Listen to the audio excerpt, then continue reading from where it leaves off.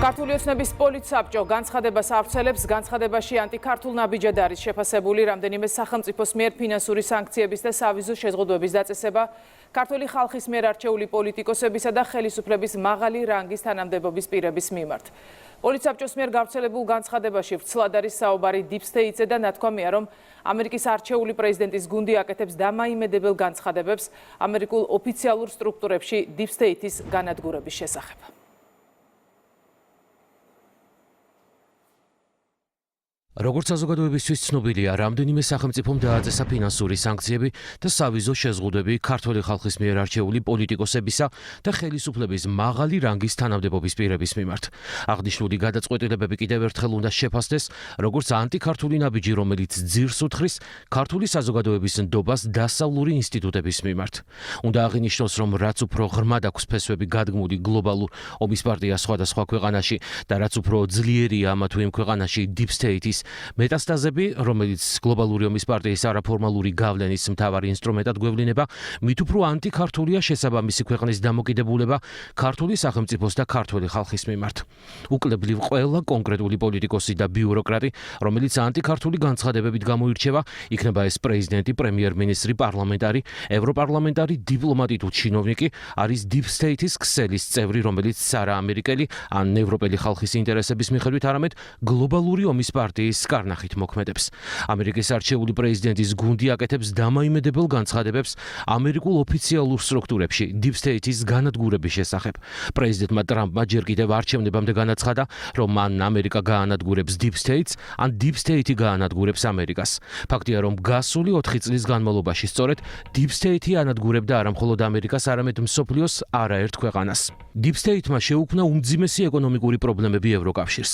Deep State-მა ომის ქარცეცხლში გახვია მსოფლიოს არაერთი სახელმწიფო. ყველაზე მძიმედ კი Deep State-ის პატრონების გამანადგურებელი ეფექტი ჩვენს მეგობარ ქვეყანაზე, უკრაინაზე აისახა. უკრაინა, რომელსაც 2014 წლამდე ჰქონდა სუვერენიტეტი, ტერიტორიული მთლიანობა, მშვიდობა და თითქმის 200 მილიონიანი ეკონომიკა, დღეს პრაქტიკულად განადგურებულია, რაზეც მაიდანის ავტორები არავითარ პასუხისმგებლობას არ იღებენ. საქართველოს უკრაინულ სცენარს დიდი ძალისხმევისა და უკომპრომისო ბრძოლის შედეგად ჯერჯერობით გადაურჩა, თუმცა მშვიდობისთვის ბრძოლა გრძელდება და ეს ბრძოლა ბოლომდე ამისაყვანი. ვიდრე არსებობს უკრაინაში პირველი ფრონტი, საქართველოში მეორე ფრონტის ინტერესიც ყოველთვის იარსებებს. სწორედ ამას უკავშირდება სანქციები, რომელსაც გლობალური ომის პარტიის კარნახით და Deep State-ის ხელით კონკრეტული სახელმწიფოები ქართულ პოლიტიკოსებსა და თანამდებობის პირებს უწესებენ. ქართულმა ხალხმა ბოლომდე უნდა იბრძოლოს, რომ გადარჩეს და საქართველოს უკრაინიზაცია არ დაუშვას. ამით ჩვენ კარგ საქმეს გავუკეთებთ ევროპასაც, რომლის ქვეყნების უმრავლესობა დღეს Deep State-ის თამაშს თამაშობს და საკუთარი ეროვნული ინტერესების დაცვას ვერ ახერხებს. ევროკავშირის ბიუროკრატიის ღირებულებითი მდგომარეობა დღეს უმძიმესია, რაც ევროპარლამენტის მიერ საქართველოსთან დაკავშირებით მიღებული 5 რეზოლუციით ყველაზე კარგად გამოიხატა. ამ რეზოლუციებით ევროპარლამენტმა მოითხოვა ბიძინა ივანიშვილის დასჯა, სააკაშვილისა და სხვა კრიმინალების გათავისუფლება, LGBT პროპაგანდის წინააღმდეგ კანონის გაწვევა და ასე შემდეგ. ბოლო მეხუთე რეზოლუციით ევროპარლამენტმა მოითხოვა ის, რის საჯაროდ მოთხოვნასაც სერიოზულ მოთამაშეთაგან მანამდე ვერავინ ბედავდა. რუსეთისთვის სანქციების დაწესება და ქართული ეკონომიკის ჩამოშლა. ამ ტენდენციის გათვალისწინებით ევროპარლამენტი მე-6 რეზოლუციაში მაღალი ალბათობით რუსეთთან ომის დაწყებასაც ღიად მოგთხოვს. კონკრეტული სახელმწიფოების მიერ დაწესებული სანქციების ფორმალური საფუძველი, რომ სრულიად არასერიოზულია, მას დიდი მტკიცება არ სჭირდება. ბიძინა ივანიშვილს ასანქცირებენ იმისთვის, რომ საქართველოში სისხლიანი ავტორიტარიზმი დემოკრატიული მმართველობით ჩაანაცვლა. ადამიანების წამებისა და მკვლელობის, ბიზნესის რეკეტის, მედიის მიტაცების, არჩევნების გაყალბების სისტემური პრაქტიკა დაასრულა, ქვეყნის ეკონომიკა 28 მილიარდიდან 90 მილიარდამდე გაზარდა და საქართველოს 12 წლიანი უწყვეტი მშვიდობა მოუტანა. ვახტანგ გომელაურსა გმირ პოლიციელებს, მათ შორის 2008 წლის ომში ნაბრძოლ ადამიანებს ასანქცირებენ იმისთვის, რომ ბოლო 2 წელიწადში ხელისუფლების გადატრიალების 3 ძალადობრივი მცდელობა ეფექტურად აღკვეთეს. თანაც ისე, რომ ამას არათუ მსხვერპლი არ მოჰყოლია, არამედ თუნდაც ერთი ადამიანის ჯანმრთელობაზე არავითარი კვალი არ დაუტოვებია.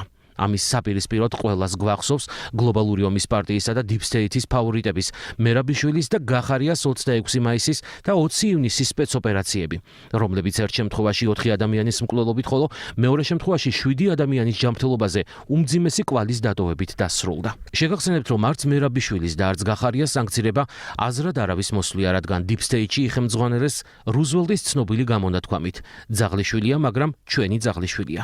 ლოგიკურია, რომ ვინც ძაღლიშვილებს თავსევლება, ის გმირ პოლიციელებს ასანქცირებს. ყველას გვახსოვს ისიც, რომ რუსეთთან 2008 წლის ომის გაბჩაღებელი დიქტატორი სააკაშვილი Deep State-მა გმირად და დემოკრატიის შუქურად მონათლა.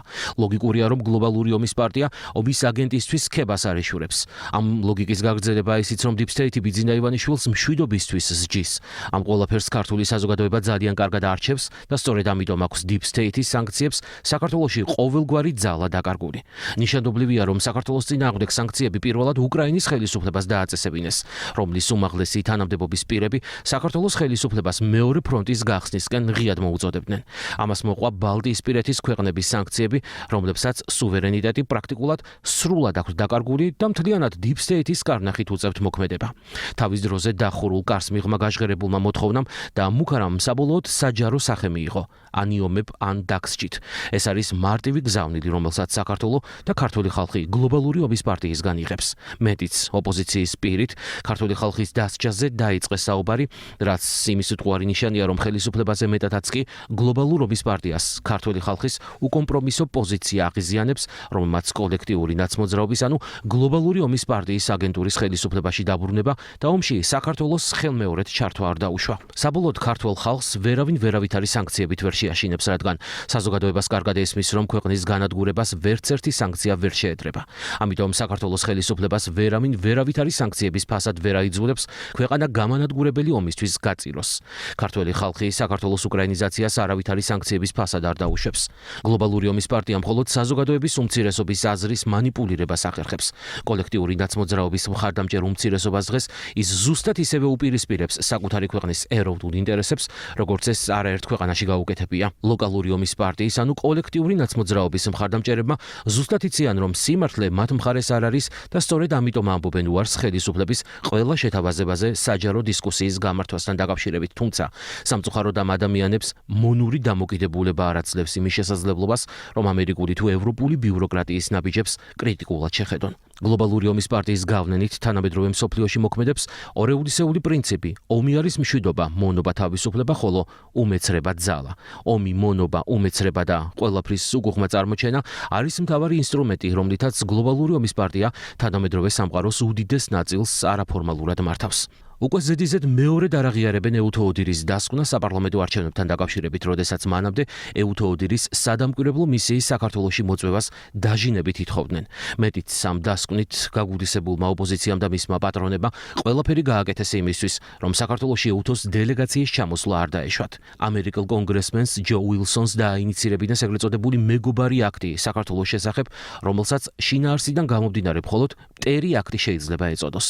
უილსონმა იმოქმედა პრინციპით სასიამოვნო სასარგებლოსთან ერთად და Deep State-ის დავალებების შესრულებას ევროპული პენსიონერების მძარცველი კეზერაშვილისგან ფინანსური სარგებლის მიღებაც დაურთო.